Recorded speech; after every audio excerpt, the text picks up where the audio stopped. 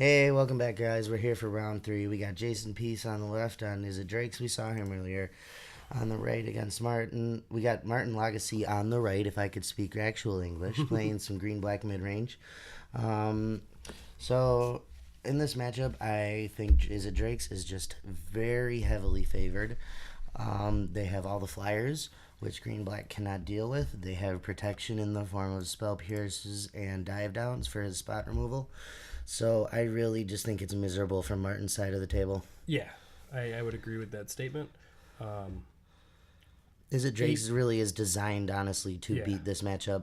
It's the blue version of Boros Angels. Yeah, he could sneak out game one, though. I could see it, especially if you go turn 2 Wild Growth Walker into turn 3 Jade Light or something. Oh.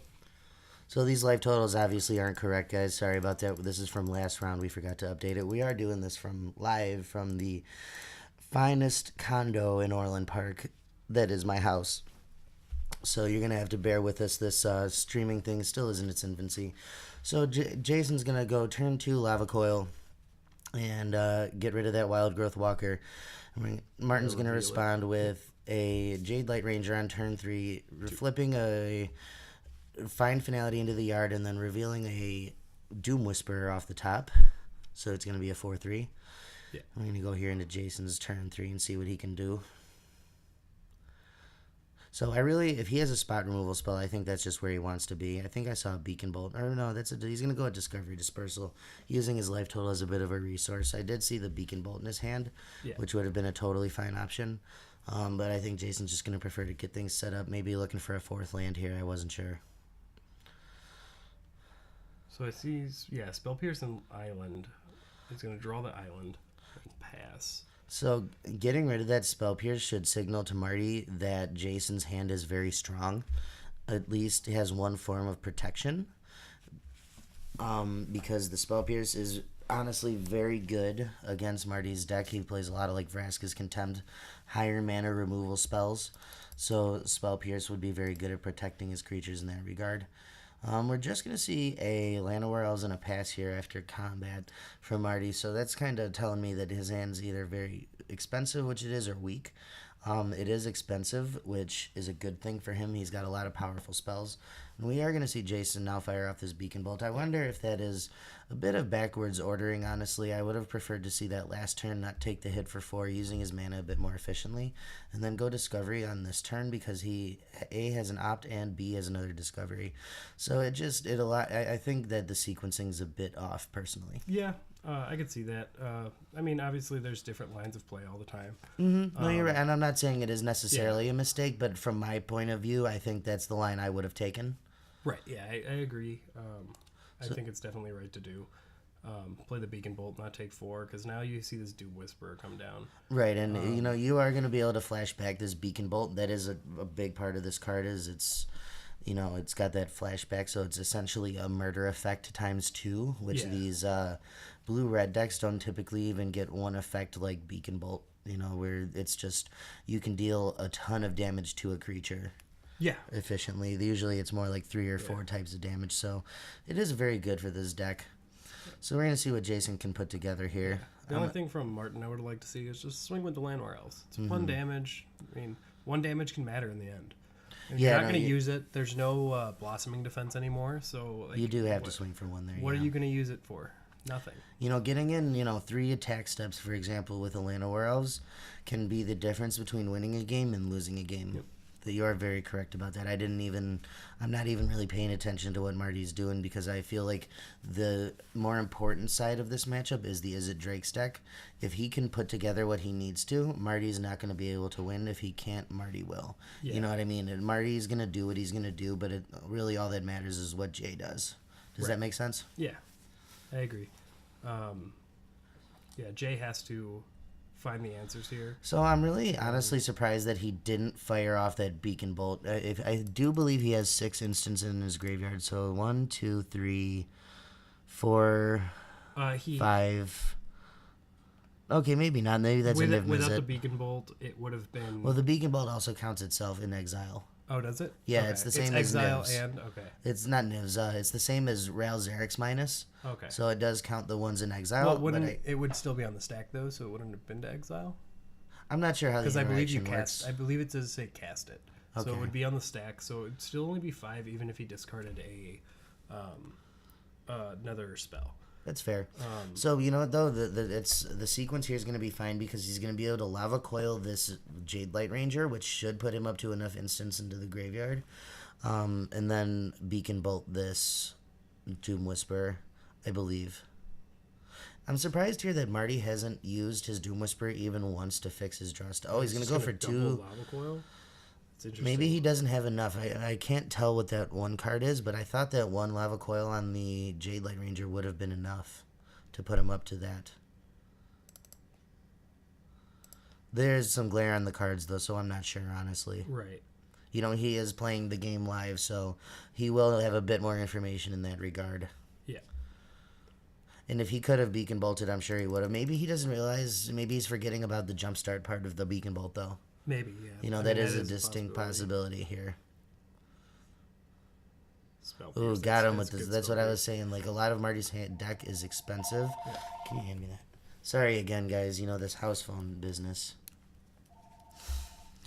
Like I said, we did recently have a tragedy in the family, so that's what's going on. We keep getting these phone calls. Yeah, but so we're going to see a Niv Mizzet here from Jason, which if it's going to be able to just get killed here. No, oh yeah, it has a dive down, man. That's his last card. Okay. So he's going to be able to draw, to shoot down this Llanowar Elves. But Marty is going to be able to answer this Niv eventually. He has 2 more pieces of clean removal for it. One of them he doesn't necessarily want to cast at it because it's a Vraska's Contempt, which will let him draw a card. So he does have another Chupacabra, though, which is a nice, clean way to answer this Niv. So where is he putting this trigger at? Looked like he put it to Marty. We'll see where he put it here in a minute. Okay, nope, he put it on the Jade Light Ranger. So we're going to see a Discovery here. Trigger, put a damage on it. What is that? Land Spell Pierce. Not very good. Draw. What is that, a dive down? If that's a dive down, that's huge. No, it looks... Oh, it's a search. Oh, that's also a very big game here. He's going to be able to flip it next turn. He's going to get in for 5. You know, Marty is going to be able to play this Chupacabra and remove the Niv Mizzet. But this search is one of the few cards in Jason's deck that's really just going to be able to bring him back into this game. Yeah. And oof. Yep, like I said, that Chupacabra was coming. You know, Jason wasn't able to find another way to protect it, unfortunately for him. But like I said, this search, if something can get him back into the game, will immediately get him back into the game. Right, yeah. Oh, he didn't flip it, though. He forgot.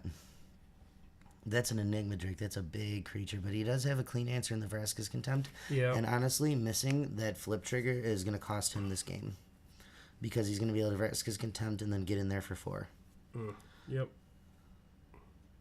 So, Jay missing that, you know, I don't know if it would have been relevant. It would have given him, maybe he would have been able to find a piece of spot removal. Who knows? You know what I mean? But missing that search trigger is pretty bad, honestly.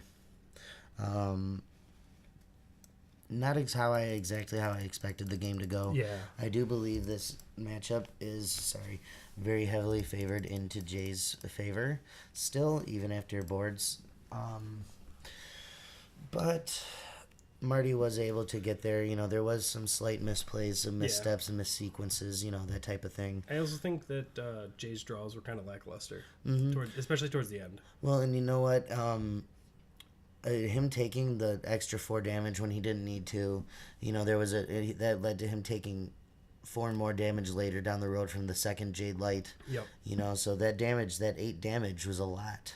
You know, if he has 8 more life there, who knows? Yeah. You know, he gets maybe 2 more turns. So, if he flips the search there too, that's 2 turns of the flip search. So if he's going to win that game, that's how he does it. Right. Hoping to see a little bit of tighter play out of Jay here. It seemed like Marty was playing pretty tightly, other than missing that attack for 1. Yeah, I mean, but that didn't end up mattering too much. But obviously, it could. I will say, if you have enough mana in your hand already, I really don't like binning a Find Finality. Not for the in this matchup, not for the Find aspect, for the Finality. -4/-4 in particular. All of the creatures in Jay's deck, other than the Niv, gets killed by that.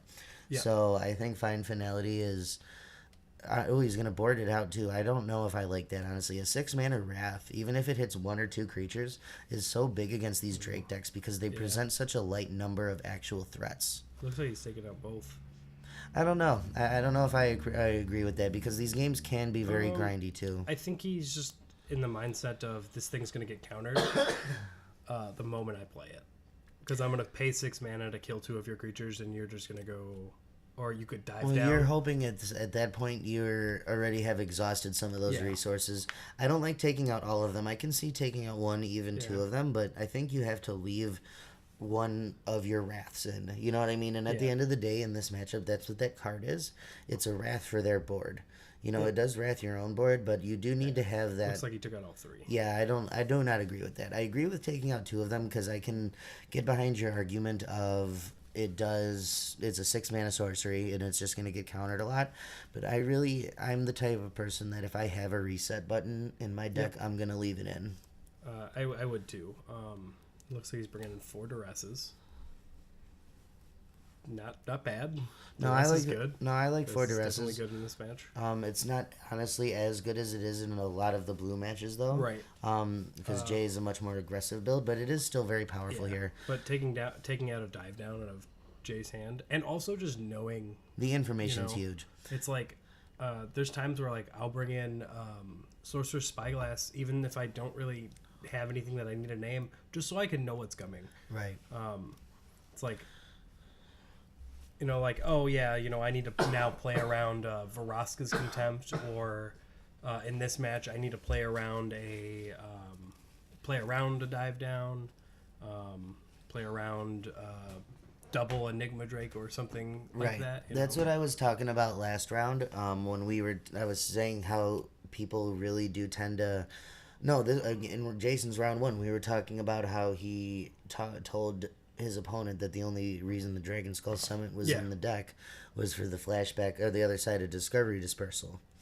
And I was saying doing that, gives away too much information, and people really do undervalue just how important any free information you can get is.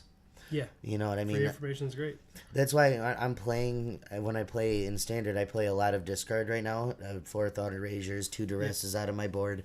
I always write down my opponent's hand. Me too. Even if they're going to play with the cards revealed, I'm going to write down their hand because it's good form, it's free information. Yep. So a lot of the other thing I do is if they're playing different arts on lands, I will write down the art or what set it's from, just so I go... Oh, yeah, you played a different art. You still have a land in your hand. So he's going to Lava Coil the Llanowar Elves, which... Right? That's totally fine, I think. Yeah. Totally. He's on the play here, so Lava Coiling that Llanowar Elves is pretty big, I think. Yeah. It sets Marty back a lot. That turn 2 Branch Walker might have been a turn 2 Jade Light, for example. Yep. So, especially if you have other removal spells or things you want to do on turn 3 that's not that Lava Coil. Yeah. So...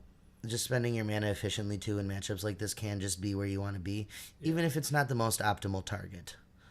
Because Jay's hand does look pretty good. He has a few land. He has 1 more land.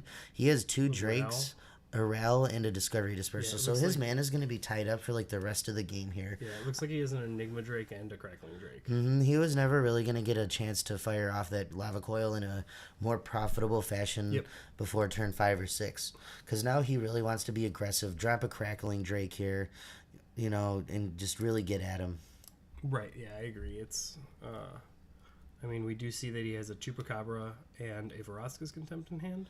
But Jay's expecting all this. Yes. And the Crackling Drake replaces itself. He's probably just like, Chupacabra, let's get it out of the way. And it's also just making Martin waste turns. Right, that turn 4, if it wasn't a Crackling Drake that came down, was probably a Karn there that you can see in it. No, not a Karn. That's actually a Doom Whisperer. Never mind, I thought that was a Karn. They also have similar arts. Yeah. When you're looking at him on the camera here. And I wouldn't be surprised to see a Karn out of the board or something. Right, yeah. Card's seeing a lot more play now. Mm-hmm. You can see Marty's like, you got it, boss. All right, he just saw Lava Coil. And he's going to snap keep both of them. Yep. Kill the Branch Walker. Get it out of there. Exile it. Yep. I think I would rather kill the Chupacabra here. Solely because you can kill the Branch Walker with one ping off an Izzet. I agree with that. Yeah. Good line. So we're going to see a response of a Doom Whisperer here from Marty. So Jay's now again under the gun to get rid of this thing really quick. He's at 14 life. You know, Jay's under a lot of pressure here too. So we'll see if he can get something assembled. He's going to have to do it very quickly. Yeah. He is on a 2-turn clock. We're going to start with a Crackling Drake. Crackling Drake, draw. It's a 4. It's a 4/4. Yep. But Marty does have a Vraska's Contempt in his hand, so the onus is going to be on Jay to really get rid of this Doom Whisperer. Yeah. I think the hard part here is, do you shock yourself to pretend to have a no, absolutely not. No.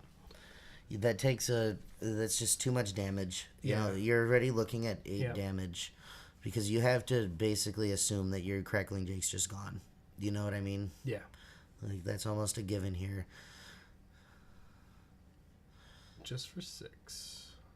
Marty, I can see if Marty just wants to advance his board here. You know, maybe he wants to play another Doom. Yeah, if that's a Doom Whisperer, I couldn't. Oh, he's just going to pass the turn. Just couldn't really tell what he had over there. I saw a Midnight Reaper and a Carnage Tyrant. Not a fan of playing either of those, honestly, if you can hold up Vraska's Contempt. Yeah. But if it is a Doom Whisperer, which, I'm not sure if it was. What do you think we see here? So we have 2 Disdainful Strokes, a Lava Coil, and a Railzeric. And, yeah. So he really just wants to get the spell count in his yard up as high as possible.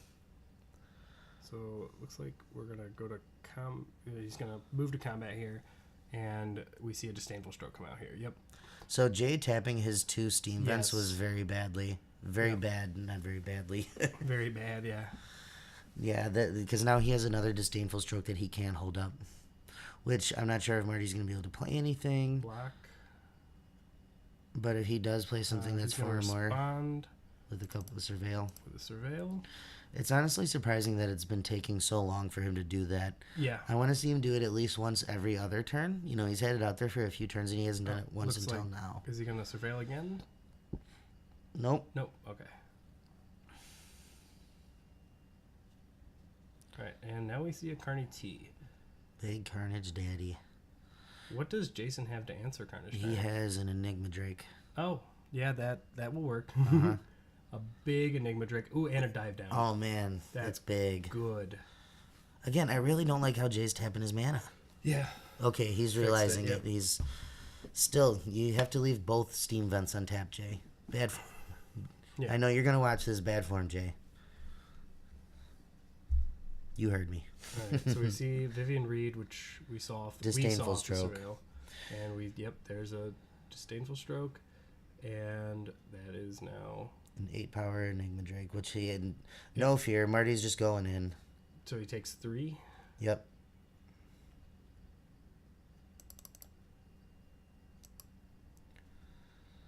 So Jay is pretty behind in the damage race here, but Marty's just got a bunch of dorks in his hand. So the onus is on Jay here to really find another Drake or Niv Mizzet here. And he does have Ral. Yeah, I forgot about the Ral in his hand. So that could just get out of hand. Yeah, Marty's going to be hard pressed to answer this Ral really quick, or the raw card advantage that it's going to provide him is just going to be too much. See? A Beacon Bolt there. Oh, nice. Yeah, so Jay really feeling nice to be able to... Still tapping the Steam Vents. Yep. Bad form, my friend. Yeah. Jay so really well set up, honestly. Land an Enigma Drake. Take that Enigma Drake. Land, yep. Easy keep there. He's set up, I think, to win this game, honestly. Yes. As long as he can avoid a string of Carnage Tyrants. That Duress is going to be... Yep. So it's honestly not going to matter. Or a Beacon Bolt. He's got to take the dive down. You have to take the dive down. If you take the... Oh, my God. Is he going to take the Beacon Bolt? Oh, no. Oh, Marty. That's bad news. Because that's just putting a jumpstart card into the graveyard. It's going to just kill a Doom Whisperer. Yeah.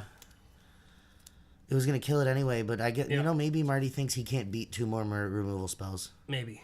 You know what I mean? You Maybe he thinks Jay's just too far ahead. If he kills my next 2 threats immediately, I'm just going to lose anyway. Yep.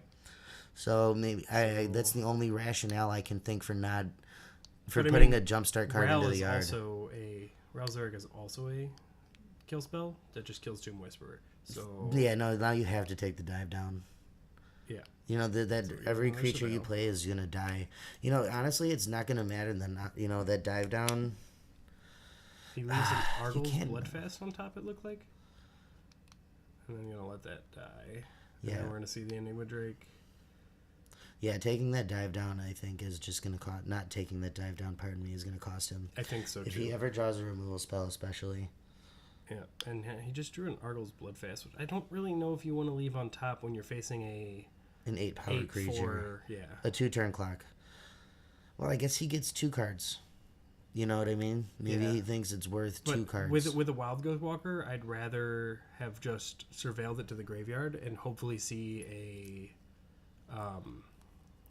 explore creature to gain 6 or 3 here. Maybe playing devil's advocate, you're probably correct. But from Marty's side, maybe he thinks he can't outrace it, so Yeah. he needs to kill it. Yeah, Because, I can no matter how many explorers he gets, he's not going to, beat the damage race at this point. You know what I Yeah. mean? Alright, so we got Discover Dispersal now. And Looks like the a Crackling Drake. Yeah, Jay's just firing on all Pitch cylinders land, now. Draw. I think we just go to attacks first. Yeah, we go to attack, swing in for 9. Seems good. Yeah. Oh, he's just going to play the Crackling Drake. Jay likes to do his pre-combat creatures. Yeah. He just wants to he make just sure everything's passed. done before he attacks. Just make it all nice and simple. I get it, Yeah. He wants to make sure he doesn't fuck up. You see, I don't know if I agree with the pass there. I think you hit for 9. You present 2 creatures that are both lethal threats Yeah, I think he's not getting through. right. He's at such a low life total that I don't think he's that worried. He's at such a low life total that if he attacks and then Marty has a removal spell. Well, here's the thing: he can't die. That Wild Growth Walker isn't going to explore 4 times. That's true. So you're just killing him next turn. Yeah. I mean, I get why you're sitting back, but if he does remove them, you're giving him another turn. You know what I mean? And this deck doesn't have any reach. And Marty is just going to concede. Like I said, even if there are some missteps, Jay's deck is so well set for this matchup that it's not really too much of a problem. Right. You know what I mean? I think that the creatures, they fly. Marty's ground force can't block them. They're so big that 2 combat steps isn't enough to kill. Yeah. So I really just think with all the lava coils, especially exiling creatures and cheap interaction, Yeah. shocks and all that stuff. So, and protection too. Yeah, it's just everything is going wrong here for Marty. Dive downs, main deck, spell pierces. It's just brutal. Yeah. No, it's real rough. I think it's rough for a lot of decks that are more mid-rangey. Yeah, that's what this Izzet Drakes is built to do, is punish these green. I'm gonna sit here and explore, and eventually I'll kill your creature once in a while, and that'll be enough, and I'll grind you out that way.